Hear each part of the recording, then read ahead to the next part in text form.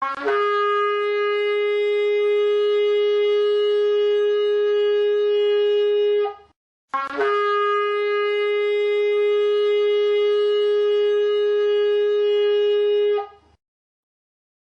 irmãos, boa noite. Senhor nosso Deus e Pai, neste momento, Senhor, nos achegamos a Ti mais uma vez, Senhor. Senhor, nós estamos na Tua presença. Ó Senhor nosso Deus, em nome de Jesus Cristo, nesta noite, Senhor, edifica a Tua igreja. Ó Senhor, o Senhor disse que edificaria a Tua igreja e as portas do inferno jamais prevaleceriam contra ela. Nessa noite, Senhor, edifica a Tua igreja, Senhor. Ó Senhor, nós estamos necessitados do Senhor. Senhor nosso Deus, sê conosco, Senhor. Amarra todos os nossos adversários, Senhor. Senhor, e fica à vontade. Senhor, assuma o lugar de honra. Ó Senhor nosso Deus, sabemos que todas as coisas pertencem ao Senhor. Ó Senhor, porque do Senhor, pelo Senhor e para o Senhor são todas as coisas. Esta reunião também, Senhor, ela é do Senhor. O Senhor é quem a sustenta, Senhor, e ela é para o Senhor. Ó Deus, em nome de Jesus oramos a Ti, Senhor, e confiamos unicamente no nome de Jesus Cristo. Amém, Senhor. Irmãos, nessa noite, quero compartilhar algo com os irmãos que não é um assunto recente que está no meu coração, mas é desde o ano 2019. E por diversas situações, o Senhor não permitiu que eu tivesse compartilhado antes. E eu acredito que é porque o momento é este é o momento apropriado. Então, qualquer coisa que eu vier a dizer aqui, a compartilhar, em momento algum, foi algo premeditado nesses últimos dias, mas é antigo, certo? E de primeiro momento eu pensei que fosse compartilhar em fevereiro de 2020, mas na primeira ocasião tínhamos um irmão nos visitando e esse irmão compartilhou. Na semana seguinte, de fevereiro, novamente, me prontifiquei a compartilhar, mas o Senhor não permitiu. Eu me posicionei numa cadeira que estava nessa posição mais ou menos, mas um outro irmão, naquela manhã, foi usado pelo Senhor. E de lá para cá, venho considerado em tudo que o Senhor colocou no meu coração. É muito provável, em uma noite ou em alguns momentos, alguns minutos, eu não consiga, Mas tudo que o Senhor colocou no meu coração, eu quero ser leal ao Senhor e entregar para os irmãos, tá bom? Que pelo Espírito do Senhor isso possa acontecer. Eu vou ler um trecho inicial que está no capítulo 1 de Romanos e depois eu passarei para o capítulo 12. Diz assim: Paulo, servo de Jesus Cristo, chamado para ser apóstolo, separado para o Evangelho de Deus, o qual foi por Deus outrora prometido por intermédio dos seus profetas nas Sagradas Escrituras, com respeito a seu filho, o qual, segundo a carne, veio da descendência de Davi, e foi designado Filho de Deus com poder, segundo o Espírito de santidade, pela ressurreição dos mortos, a saber, Jesus Cristo, nosso Senhor, por intermédio de quem viemos a receber graça e apostolado, por amor do seu nome, para a obediência por fé entre todos os gentios, de cujo número sois também vós, chamados para serdes de Jesus Cristo. A todos os amados de Deus que estais em Roma, chamados para serdes santos, graça a vós outros e paz, da parte de Deus, nosso Pai, e do Senhor Jesus Cristo. Uma ênfase, irmãos, no versículo 6, de cujo número sois também vós, chamados para serdes de Jesus Cristo. Capítulo 12.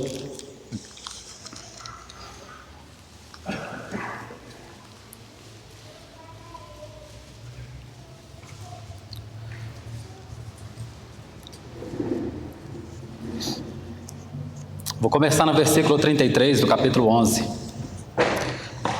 Ó profundidade da riqueza, tanto da sabedoria como do conhecimento de Deus! Quão insondáveis são os seus juízos, e quão inescrutáveis os seus caminhos! Quem, pois, conheceu a mente do Senhor? Ou quem foi o seu conselheiro? Ou quem primeiro deu a ele para que lhe venha a ser restituído? Porque dele, e por meio dele, e para ele são todas as coisas. A ele, pois, a glória eternamente. Amém. Rogo-vos, pois, irmãos, pelas misericórdias de Deus, que apresenteis o vosso corpo por sacrifício vivo, santo e agradável a Deus, que é o vosso culto racional. E não vos conformeis com este século, mas transformai-vos pela renovação da vossa mente, para que experimenteis qual seja a boa, agradável e perfeita vontade de Deus. Aqui iniciamos, irmãos, lembrando de que, porque dele, por ele, por meio dele, para ele são todas as coisas. Esta reunião, mais uma vez, todas as reuniões da igreja, elas são do Senhor e elas são para o Senhor. A igreja, ela é do Senhor, e quem edifica a igreja é o Senhor. E a palavra de Deus, tantas vezes, ela compara a igreja a uma casa, a um edifício, porém, um edifício vivo, um edifício vivo. E todos aqui, a maioria dos irmãos, conseguem, de forma fácil, imaginar uma construção, a construção de uma casa para habitação. É fácil imaginar, E ela começa com um projeto. Geralmente, uma construção, ela começa com um projeto que nasce na cabeça do proprietário. E então, a partir desse projeto, ele dá os passos seguintes para concretizar a edificação, a construção da casa. Quanto à igreja também, é assim. Existe um projeto de Deus. E esse projeto é a palavra de Deus. É triste, para alguém que está construindo, para aquele que idealizou ali, tem um projeto, quando ele vem para observar como está o desenvolvimento da construção, e ele encontra algumas coisas que estão fora do projeto, que fogem do projeto. E a primeira ideia que ele tem, e que fica, obviamente provado, é de que alguém não foi fiel ao projeto que lhe foi apresentado. E então é necessário, tantas vezes, durante a edificação, durante o período de construção, é necessário desconstruir para voltar ao projeto original. E esse trabalho todos sabem que é canseira. Esse trabalho todos sabem que produz atraso, o trabalho de desconstrução. E o Senhor, como edificador da sua casa, irmãos, Ele utiliza dos seus servos para edificar. E ainda assim, o Senhor, como edificador, como tendo um projeto infalível, às vezes, pela infidelidade de alguns, ou pela nossa infidelidade, como cooperadores de Cristo no projeto, às vezes é necessário desconstruir aquilo que foi colocado fora do lugar original. E é algo que nos produz, eu creio, muito temor no coração de todos aqueles que se dispõem a trabalhar no serviço na casa de Deus, principalmente aqueles que fazem uso da palavra, aqueles que fazem uso da análise mais criteriosa do projeto. Todos são chamados a trabalhar, e o Senhor dá a cada um uma função específica nesse projeto. E sabendo desse risco, e da responsabilidade que é impossível que o coração da gente não fique totalmente trêmulo diante da palavra do Senhor e diante do trabalho de edificação. E tantas vezes, irmãos, a edificação da casa de Deus fica comprometida porque pensamos em fazer do modo como nós achamos que é o mais correto. Assim também numa edificação de uma casa. É comum, aquele que está ali trabalhando vira para o proprietário e diz: ó, pode ficar tranquilo, que eu vou fazer como se fosse para mim. E aí, às vezes, o proprietário, no momento de displicência, fala: não, eu fico tranquilo. Mas não, faça conforme está no projeto, faça porque é para mim, é para fazer conforme está no projeto. Na casa de Deus também, tantas vezes isso tem acontecido ao longo do tempo, certo? Não somente nos últimos dias, mas nos últimos dias tem sido apenas consequência de dias anteriores, que é um passinho após o outro. E nós, irmãos, nós não percebemos tantas vezes. Nós não percebemos. E nós chegamos até mesmo a concordar, pensando que está tudo correto, mas não está correto, irmãos. Segundo a palavra de Deus, não está correto. E nós vamos ver isso nessa noite. E o grande problema, irmãos, grande problema de todas as coisas está relacionado à nossa mente. Porque nesse tempo todo, nós nos envolvemos, irmãos. E conforme a palavra do Senhor diz aqui, Paulo escreve: rogo-vos, pois, irmãos, pelas misericórdias de Deus, que apresenteis o vosso corpo por sacrifício vivo, santo e agradável a Deus, para o vosso culto racional. Não vos conformeis com este século. Irmãos, é uma exortação antiga, porém muito viva e necessária nos dias de hoje, para não nos conformarmos com este século. E não é o fato de olharmos para a situação do mundo e não conformarmos, ou seja, não concordarmos, não. É o fato de nós não tomarmos a mesma forma do mundo e não agirmos da mesma forma que o mundo age, com as mesmas perspectivas. Aí está o detalhe. E é comum, tantas vezes aconteceu, irmãos, na história do povo de Deus, de homens, até mesmo homens consagrados, mas tomarem a forma daqueles seus contemporâneos, a forma do mundo. E isso foi tragédia, embora fizesse com boa intenção. Nós temos um exemplo, Davi. Vamos até 1 Crônicas.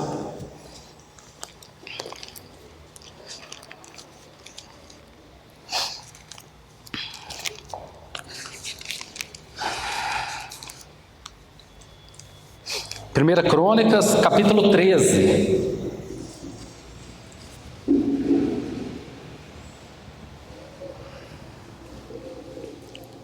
Diz assim: consultou Davi os capitães de 1000 e os de 100 e todos os príncipes. Vou ler mais uma vez esse início. Consultou Davi os capitães de 1000 e os de 100 e todos os príncipes. E disse a toda a congregação de Israel: se bem vos parece, e se vem isso do Senhor nosso Deus, enviemos depressa mensageiros a todos os nossos outros irmãos, em todas as terras de Israel, e aos sacerdotes e aos levitas com eles nas cidades e nos arredores, para que se reúnam conosco, tornemos a trazer a arca, tornemos a trazer para nós a arca do nosso Deus, porque nos dias de Saul não nos valemos dela. Então toda a congregação concordou em que assim se fizesse, porque isso pareceu justo aos olhos de todo o povo. E aí? O que vemos nesse trecho? Algo bom, algo provável, aprovado, ou algo reprovável? Nós vemos aqui uma decisão no coração de Davi, de buscar a arca para Jerusalém novamente, trazê-la de volta. E a gente pensa, isso é algo correto. E todos que estavam ali em volta com Davi falaram: não, mas isso é correto, opa, nós vamos fazer, vamos assim. Uma inclinação correta do coração de Davi, sim, de buscar a arca. E um detalhezinho que ele dá, que nos dias de Saul, eles não se valeram da arca. Irmãos, os dias de Saul, todos nós conhecemos, Saul foi o primeiro rei de Israel, não é mesmo? E como foram os dias de Saul? Sabemos, pela curta história de Saul, um homem que agiu da forma como ele achava que era correto. E ele foi reprovado por Deus por causa disso, porque ele deixou de lado a palavra de Deus para seguir aquilo que ele achava ser o mais correto. Mas por que Saul agiu desse modo? Nós sabemos, irmãos, que tantas vezes o modo como você foi criado, como alguém é criado, se influencia nas suas decisões. E Saul foi criado no tempo dos juízes. E a palavra de Deus diz em Juízes capítulo 17, naquele tempo não havia rei em Israel. E cada um fazia conforme achava mais correto. Cada um agia pelo seu próprio coração. Eu acho que é assim, eu estou sentindo que é assim, vou fazer desse modo. E Saul foi reprovado. Nem se lembrou de arca também, não pensou em momento algum. Isso foi trágico para Israel. E então, Davi, com a inclinação correta no seu coração, um homem segundo o coração de Deus, decide buscar a arca. E ele dá cabo dessa ideia, ele vai buscar a arca. Davi não ficava pensando e deixava de fazer não, esquecia não, ele era determinado. E assim, reuniu, pois, Davi todo Israel, desde Sior do Egito até a entrada de Amate, para trazer a arca de Deus de Quiriate Jearim. Então Davi, com todo Israel, subiu a Baalá, isto é, a Quiriate Jearim, que está em Judá, para fazer subir dali a arca de Deus, diante da qual é invocado o nome do Senhor, que se assenta acima dos querubins. Puseram a arca de Deus num carro novo e a levaram da casa de Abinadab, e Uzá e Aiô guiavam o carro. Davi e todo Israel alegravam-se perante Deus com todo o seu empenho, em cânticos, com harpas, com laúdes, com tamboris, com símbolos e com trombetas. Quando chegaram à eira de Quidom, estendeu Uzá a mão à arca para segurar, porque os bois tropeçaram. Então a ira do Senhor se acendeu contra Uzá e o feriu, por ter estendido a mão à arca, e morreu ali perante Deus. Desgostou-se Davi, porque o Senhor irrompera contra Uzá, pelo que chamou aquele lugar Pérez Uzá até o dia de hoje. Temeu Davi a Deus naquele dia e disse: como trarei a minha arca de Deus? Pelo que Davi não trouxe a arca para si, para a cidade de Davi, mas a fez levar à casa de Obed-edom o geteu. Assim ficou a arca de Deus com a família de Obed-edom 3 meses em sua casa. E o Senhor abençoou a casa de Obed-edom e tudo o que ele tinha. Puxa, mas o que há de tão especial com essa arca? A arca foi dada ao povo quando eles foram tirados lá do Egito. E o Senhor deu ali as ordens para Moisés, para a construção do tabernáculo, das coisas sagradas e da arca. E a arca falava da presença de Deus, era a arca do testemunho. Com essa arca, eles marcharam e atravessaram o Rio Jordão, com a presença da arca diante deles. Foi também com a presença da arca, eles rodearam ali as muralhas de Jericó, até que elas caíram. A arca falava da presença de Deus. E aí, Deus havia estabelecido como deveria ser o transporte da arca. A arca deveria ser transportada pelos levitas. E essa arca era um baú, como que uma caixa, com suas dimensões. E havia nela 4 argolas, 2 de cada lado. Por essas argolas passava-se uma vara de cada lado, e então eles carregavam, os levitas carregavam essa arca nos ombros. Não era qualquer um, tinha que ser levita, foi estabelecido por Deus, e Deus ainda disse: nenhum outro se achegue, para que não morra. Era para que não morresse.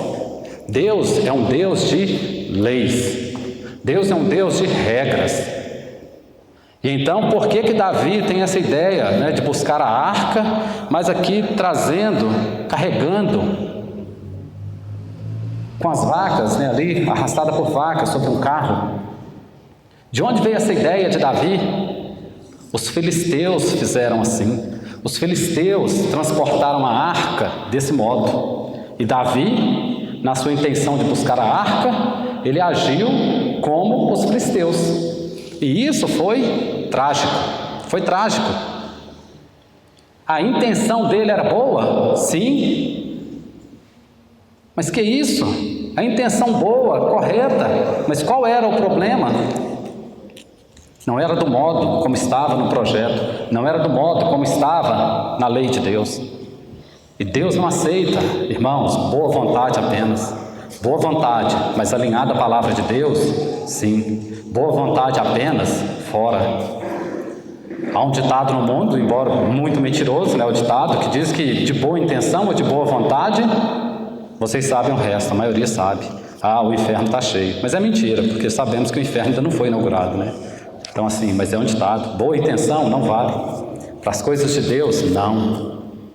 Tem que estar de acordo com a sua palavra. Com a sua palavra. E então Davi, ele se desgostou.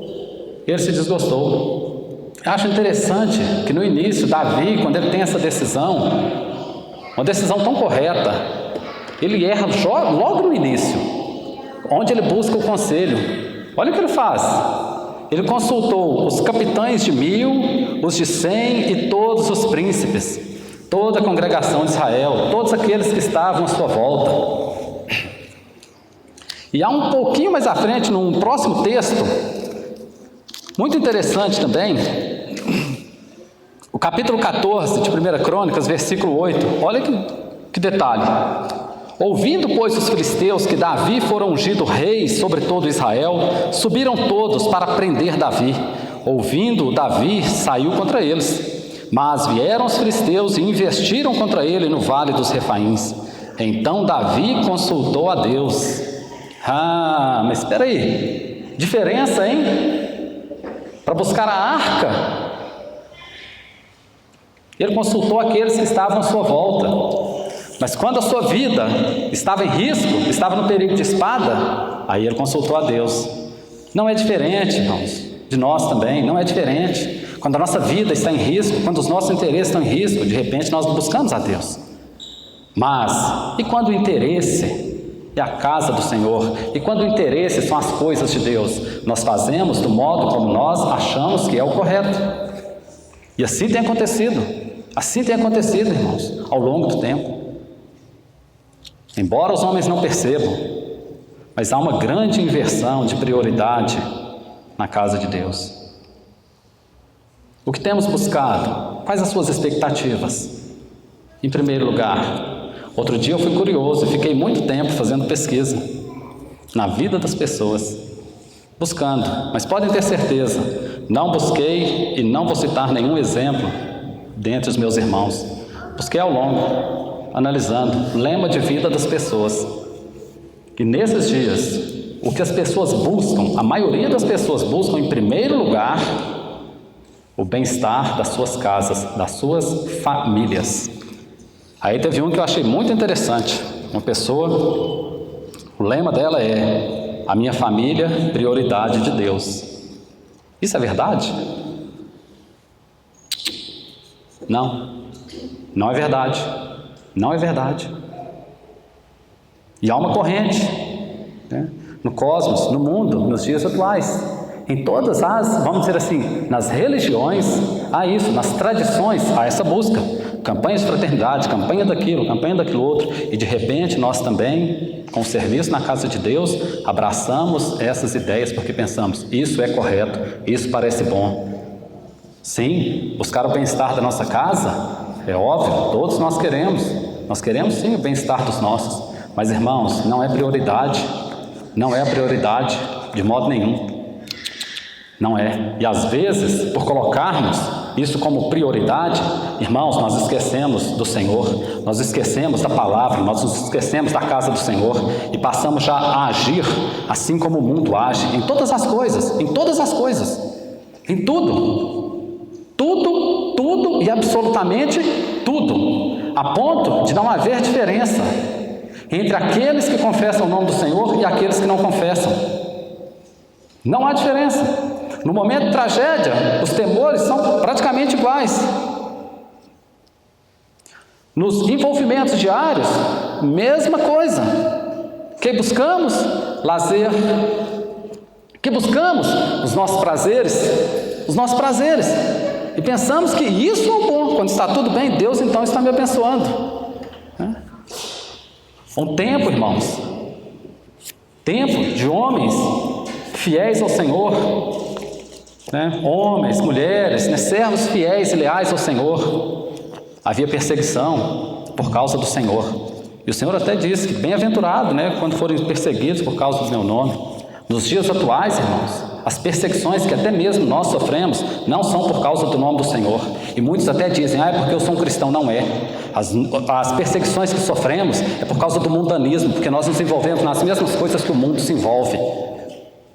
Muitos, não são poucos, muitos, e até mesmo aqui, a probabilidade de ter aqui muitas pessoas que perdem o sono à noite, pessoas que usam de medicamento para dormir, com preocupações ligadas a esses dias, a essa terra, preocupações às vezes das suas preferências ou as suas posições políticas, e você leva tempo com isso, e você gasta tempo lendo, e você não tem ânimo nem pique para ler a palavra de Deus, não tem ânimo nem pique para orar. Do seu lado, você coleciona inimigos por causa de posição política e pensa que isso está correto, e não se esquece de que qualquer que seja a posição relacionada a esse mundo, irmãos, esse mundo jaz no maligno, e nós devemos nos voltar para o Senhor e nos arrependermos. Nós todos, eu preciso de mais. Todos nós, irmãos, precisamos nos voltar para o Senhor. Todos. E colocarmos as coisas no devido lugar. Dar a prioridade àquilo que é do Senhor. Nós vemos aqui nessa história da arca. Se você olhar no início, a arca foi levada no dia da tragédia da casa de Eli. Quando os filhos de Eli, os dois morreram, e em sequência Eli também morre. Então os filisteus levam a arca. E a arca ficou fora do seu lugar devido, uns 20 anos. Foi levada. E como que era este homem? Era um homem que honrava a sua casa. Eli. Deus o reprova. Deus fala com ele. Você honra os seus filhos mais do que a mim? Assim Deus fala com Eli. Eli honrava a Deus. Não diz que Eli de repente não honrava a Deus. Ele honrava a Deus, mas ele honrava os seus filhos e a sua casa mais do que a ele. Assim era Eli. E foi reprovado. E por causa disso, essa reprovação que ele e a sua casa receberam, a arca então foi levada pelos filisteus. Então, irmãos, embora muitos acreditam que para esse tempo é necessário, para a edificação da casa de Deus, que a sua casa seja muito forte, que a sua casa seja muito forte, isso é necessário para a edificação. Não. O edificador, o nosso Senhor, olha para a casa de Obed-Edom. Como que era a casa de Obed-Edom? Foi levada para lá porque a casa dele era aprovada por Deus? Não foi, não. Pelo menos aqui não diz. Eu não vou afirmar que não foi, mas eu posso dizer, não posso fazer tal afirmação, porque não está escrito. Eu não vou ir além do que está escrito. Mas uma coisa está escrito, que toda a casa de Obed-Edom foi abençoada. O Senhor abençoou. Por quê? Por causa da arca que estava ali. A presença de Deus estava ali. Então, onde estiver a presença do Senhor, irmãos, uma busca sincera pelo Senhor e alinhada à sua palavra, a bênção estará ali.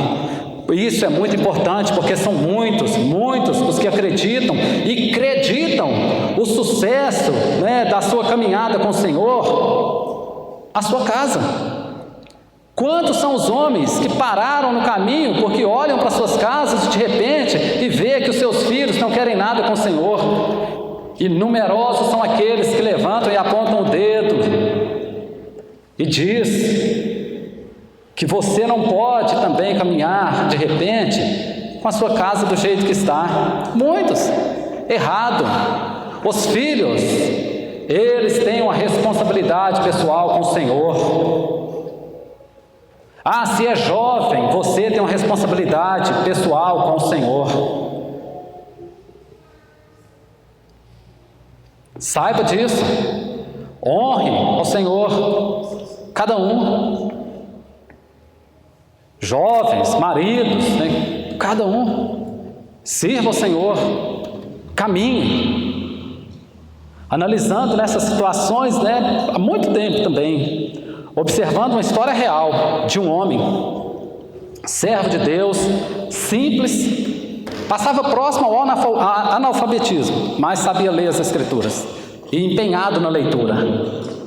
Dentro da sua casa, 10 pessoas ele alimentava, com simplicidade e com lealdade à palavra de Deus. E quase ao mesmo tempo, um outro homem, esse servo de Deus também, letrado, nobre, de posição nobre, e com 3 pessoas para ele sustentar todos os dias, né? Sustentar e também com a palavra de Deus ele deveria fazer. Este simples, leal à palavra de Deus, dos 10, ele teve o prazer de ver 9 andando na presença de Deus, 90% de sucesso. O outro, que também é um servo de Deus, mas que olhou para ele e viu de repente a sua casa se afastando do Senhor. Ele disse: espera aí, eu vou parar e vou correr ali, eu vou buscar cada um, e eu não vou caminhar enquanto eu não trouxer todos para cá, para a casa de Deus e para andar no caminho do Senhor. E assim ele se empenhou em fazer. E no fim, 100% da sua casa fora, inclusive ele. Estou contando um exemplo. Irmãos, lealdade ao Senhor, lealdade à sua palavra, isso sim tem grande valor ao Senhor. Devemos ter muito cuidado com tudo que ouvimos e também, irmãos, com a intenção do nosso coração. Devemos ter esse cuidado e manter as coisas corretas no devido lugar. Voltarmos à simplicidade. A simplicidade, irmãos. Estarmos bem atentos a tudo que nós ouvimos, a tudo que nós vemos. Nesse tempo a gente olha e fala: poxa, e a arca? Nós não temos uma arca. E agora? Mas nós estamos sem a presença de Deus? Não, não. O Senhor disse: eis que estou convosco todos os dias. Até quando? Até a consumação dos séculos. Irmãos, ali dentro da arca, quem quiser conferir em Hebreus capítulo 9, vai falar, né, mostra-nos que dentro da arca havia as 2 tábuas da lei. Dentro da arca havia o pote de maná, e dentro da arca havia também a vara de Arão, aquela vara que floresceu. E do que isso nos diz respeito? As tábuas, facilmente, se tivesse na provinha, você ia falar: as tábuas falam da palavra de Deus, esse é o marco aqui. Não é assim? Essa ninguém erra. O maná, se você tem lido o Evangelho de João, ou ouvido, provavelmente sim, você vai se lembrar, que Jesus diz: não foi Moisés que vos deu o pão do céu, o verdadeiro pão do céu, quem vos dá é meu Pai. O pão vivo, que desce do céu e alimenta a todo mundo. Eu sou o pão da vida, quem de mim se alimenta, por mim viverá. O maná nos fala do Senhor. Irmãos, e a vara? Essa também ninguém erra, né? Se tiver lá a vara, para quê? Disciplina. Todo mundo vai lá e marca aí. Erra. Não é para disciplina. Não fala da disciplina. Não. Aquela vara seca que foi cortada ali, né, sequinha, mas que floresceu, seus gomos incharam, deu flores e também fruto. Isso fala do poder de ressurreição. Isso fala do Santo Espírito de Deus. Irmãos, essas 3 coisas são fundamentais na nossa vida. Essas 3 coisas são suficientes e necessárias na edificação da casa de Deus. Essas 3 coisas: a palavra, o nosso Senhor Salvador, nosso bendito Jesus Cristo e o teu Santo Espírito. Porém, nós vivemos o tempo do Espírito do lado de fora. Nós vivemos esse tempo do Espírito do lado de fora. Todos, quando leem, né, é comum, ao lermos, temos o entendimento nas cartas de Apocalipse, de que aquela última igreja ali, mencionada, Laodiceia, é uma referência ao nosso tempo, aos nossos dias. E Laodiceia nada mais é do que vontade do povo. Vontade do povo, Laodiceia. E como que está o Senhor ali? Do lado de fora. E a palavra de Deus também nos diz que o Espírito é o Senhor. Cada um examine-se a si mesmo. A palavra do Senhor nos encoraja a fazermos isso. Cada um examina-se a si mesmo e veja como está. Cada um examine-se a si mesmo e veja o quanto temos sido conduzidos pelo Espírito Santo. Ou, de repente, o Espírito Santo tem virado um assunto fora, subjetivo, distante, muito abstrato. Não, queremos coisas mais concretas. Irmãos, sem o Espírito, nós devemos, irmãos, esse tempo é tempo de arrependimento. O Senhor tem nos dado tempo, porque o Senhor, Ele é misericordioso. O Senhor tem dado tempo, irmãos, o Senhor tem dado tempo. É tempo, sim, irmãos, de nós nos ajoelharmos diante do Senhor, né, nas nossas casas, e sermos sinceros com o Senhor. Porque é tempo também de mentes cauterizadas, e embora você ouça, você vai continuar do mesmo jeito, não vai mudar nada. Mas há também aqueles que ouvem a palavra do Senhor e se quebrantam. Há daqueles que ouvem a palavra do Senhor e se humilham perante o Senhor. E esses são agradáveis ao Senhor. Esses alcançam o socorro do Senhor. E é o que o Senhor espera de nós. É o que o Senhor espera.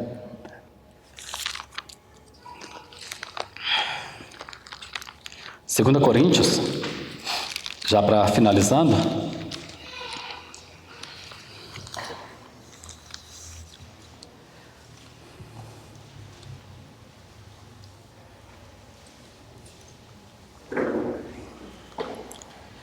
E assim, conhecendo o temor do Senhor, 2 Coríntios 5:11. E assim, conhecendo o temor do Senhor, persuadimos os homens e somos cabalmente conhecidos por Deus, e espero que também a vossa consciência nos reconheça. Não nos recomendamos novamente a vós outros, pelo contrário, damos-vos ensejo de vos gloriardes por nossa causa, para que tenhais o que responder aos que se gloriam na aparência e não no coração. Porque se enlouquecemos, é para Deus, e se conservamos o juízo, é para vós outros. Pois o amor de Cristo nos constrange, julgando nós isto: um morreu por todos, logo todos morreram. E ele morreu por todos, para que os que vivem não vivam mais para si mesmos, mas para aquele que por eles morreu e ressuscitou. Irmãos, a morte do Senhor não foi em vão. A morte do Senhor não foi apenas para te salvar. Como nós vimos no início, lá em Romanos, nós somos de Cristo, de Jesus Cristo. Ele morreu para sermos dele. E nós somos do Senhor. Para quê? Para vivermos agora segundo a nossa vontade?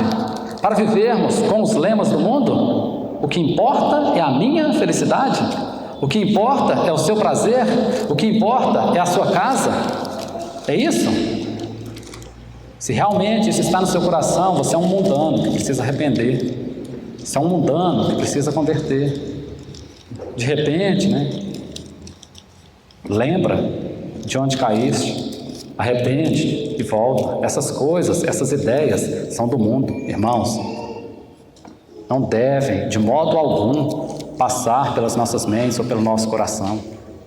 De modo nenhum.